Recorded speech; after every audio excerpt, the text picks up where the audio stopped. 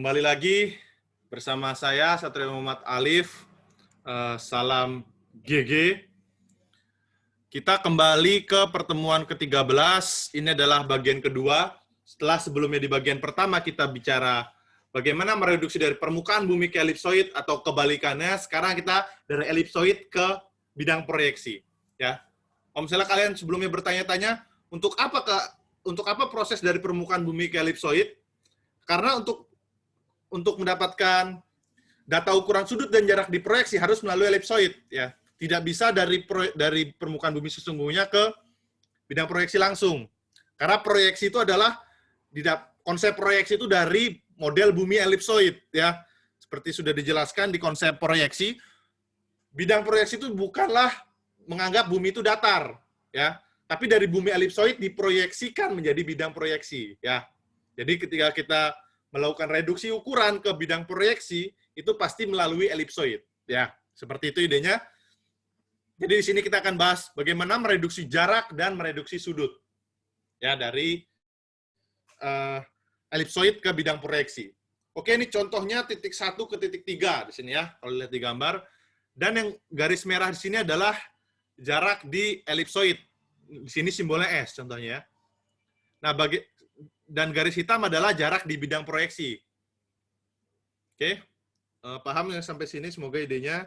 Jadi ada jarak di permukaan elipsoid kita sudah ketahui, entah melakukan proses yang sebelumnya tadi dari permukaan bumi ke elipsoid. Lalu kita ingin mencari jarak di proyeksi itu berapa, atau kebalikannya. Kita sudah tahu jarak di bidang proyeksi seperti apa, misalnya menggunakan penggaris ya, atau menggunakan fitur measure ya, kalau misalnya di perangkat lunak tinggal diklik dari titik ini ke titik itu, maka akan dapatkan jarak di bidang proyeksi. Ingat ya, ketika kalian melakukan pengukuran di peta itu adalah jarak di bidang proyeksi, ingin mencari berapa sih jarak di bumi sesungguhnya, langkahnya adalah mencari dulu jarak di elipsoidnya berapa, lalu jarak di elipsoid, hitunglah jarak di bumi sesungguhnya. Jadi idenya tuh alurnya selalu seperti itu ya, tidak bisa langsung loncat. Ada perantara di situ adalah elipsoid. Oke, bagaimana caranya? Di sini ada D13, jarak 13 berarti dari 1 ke 3, sama dengan M dikali S13. Jadi sebenarnya caranya langkahnya itu sederhana ya, kalau diringkas di sini adalah jarak di permukaan jarak di bidang proyeksi sama dengan M dikali jarak di elipsoid. Kalau ingin mencari di elipsoid ya tinggal dipindah ruas saja si nilai M. M itu apa? M itu adalah faktor skala garis yang pernah kita bahas sebelumnya ya. Sebelumnya kita pernah membahas faktor skala garis ketika kita bicara aspek proyeksi, di mana ini bisa didekati dengan faktor skala titik di 3 titik. Titik awal, titik akhir, dan titik tengah. Ya, kalau bisa dilihat di sini ada titik awal, titik akhir, dan titik tengah. Dan titik tengah di sini kalau dibobotkan 4. Ini 1, titik awal dan titik akhir 1, titik tengah dibobotkan 4 ya, karena dianggap mewakili garis tersebut. Oke, seperti itu langkahnya cukup sederhana. Nah, sesuaikan dengan sistem proyeksi yang digunakan. Mercator, TM, UTM, atau TM3. Ya, maksudnya seperti apa? Karena faktor skala di Mercator, TM, UTM, dan TM3 itu berbeda-beda kalau kalian perhatikan ya. Kalau misalnya di Mercator hanya memerlukan lintang, coba dicek lagi ya. Sedangkan untuk TM, dan TM3 itu menggunakan lintang dan bujur. Jadi dicari dulu faktor skala titiknya, baru cari faktor skala garisnya. Kalau sudah dapat faktor skala garis, lalu ada jarak di permukaan peta, kita bisa menghitung jarak di elipsoid itu berapa.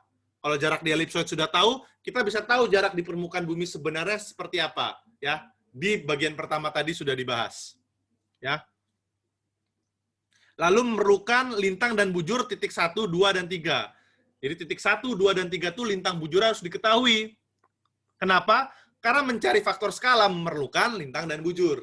Ya, jadi idenya itu seperti itu loh. Jadi jangan bingung gitu ya, jangan terjebak juga. Jadi bagaimana cara mencari jarak di elipsoid jika diketahui jarak di proyeksi? Ya, idenya seperti yang sudah sampaikan. Kalau kurang paham silakan diputar kembali videonya. Oke, nah kalau sekarang bisa dilakukan ya. Ini lanjutan dari yang sebelumnya. Kalau sebelumnya dari bumi sesungguhnya ke elipsoid, sekarang dari elipsoid ke proyeksi. Berapa sih jaraknya? Ini contohnya sisi utara dan sisi selatan ITERA, Institut Teknologi Sumatera. Ya. Jadi kalian di bumi sesungguhnya bisa tahu jarak. Kalau di peta, misalnya kita di peta UTM, berapa sih jaraknya? Kalau misalnya jadi peta Mercator, berapa sih jaraknya? Ya, jadi ada perubahan nilai seperti itu. Oke. Silahkan tadi isi di kolom komentar atau tautan yang tersedia. Nah, sekarang bagaimana mereduksi sudut? Seperti tadi di bagian pertama ada jarak, lalu ada sudut. Nah, bagaimana mereduksi sudut? Ya caranya cukup sederhana ya kalau bisa dilihat di sini. Ini ada bedanya yang kiri dan kanan. Yang kiri itu adalah sudut horizontal, yang di sebelah kanan adalah azimut. Ingat, tidak ada sudut vertikal di bidang proyeksi karena bidang proyeksi itu 2 dimensi. Ya, jadi jangan bingung kenapa tidak ada sudut vertikal. Sudut vertikal bagaimana? Lalu kalau misalnya ada pertanyaan reduksi sudut vertikal di bidang proyeksi lalu bingung, ya itu sudah jelas karena bidang proyeksi itu 2 dimensi, tidak ada sudut vertikal. Ya, bedanya yang kiri itu sudut sudut horizontal, yang kanan azimut. Kalau sudut horizontal itu tadi yang di bagian pertama dijelaskan, ada 2 target. Di sini contohnya target alatnya di titik 1, targetnya di titik 2 dan titik 3. Jadi 1,2 ke 1,3 gitu ya. Sedangkan kalau kita bicara azimut, targetnya cuma 1. Ya. Yang satunya adalah arah utara. Makanya kalau kita bicara yang azimut dulu, itu mencari ada nilai konvergensi grid ya, kalau misalnya dilihat di gamma ini. Dan itu tergantung juga sistem proyeksi yang digunakan. Kalau misalnya Mercator seperti apa, TM seperti apa, disesuaikan saja. Dan di sini ada parameter ya, tapi ini satu parameter saya sampaikan di sini, jadi jangan bingung. Untuk mencari T besar ini tidak ada ya, tidak dijelaskan, dan T kecil itu tidak ada, tapi yang dijelaskan itu langsung satu paket di sini. T besar dikurang T kecil dari 1,2. Itu seperti apa? Kita lihat di sini. Ya, bisa dilihat. Jadi untuk mereduksi sudut memerlukan nilai T min T, di mana nilai T min T-nya adalah sebagai berikut. Ini harap tidak tertukar titiknya. Kalau 1,2 berarti di sini yang di depan tuh titik 2 dulu. Ya, kalau di sini contohnya 1,2 dan 1,3. 1,2 berarti di sini 2, di sini 1, di sini 1, di sini 2. Kalau 1,3 berarti yang 2-nya diganti 3. Ya, kalau 2,1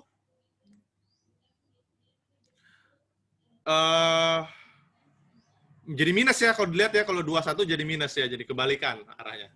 Jadi perhatikan 1,2 atau 2,1 atau 1,3 atau 3,1.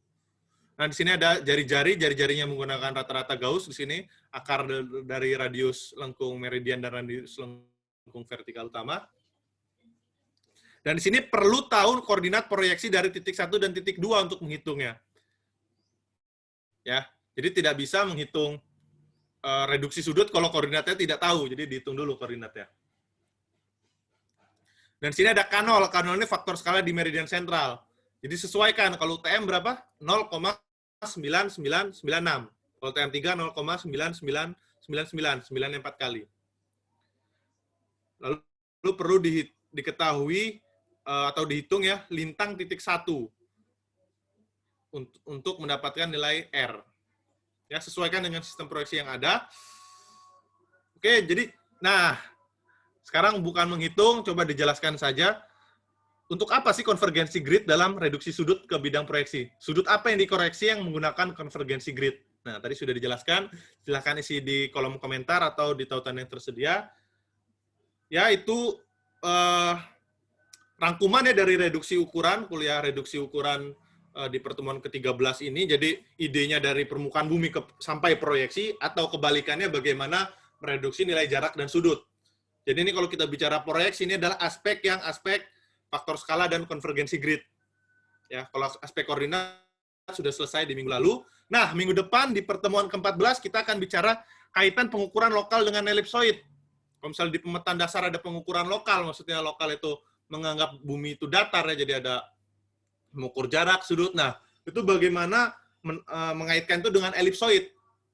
Ya, seperti yang sudah kita bahas, fungsi elipsoid atau koordinat global itu untuk mempermudah menyatukan data. Di ITERA mengukur, di UNILA mengukur, kalau misalnya hanya lokal tidak terkait dengan elipsoid, maka datanya akan tidak bisa digabungkan ya. Jadi tidak benar ketika digabungkan, karena bumi itu bukan bumi datar. Ya, ya sekian untuk pertemuan ke-13. Nah, nanti kita ketemu lagi di pertemuan ke-14.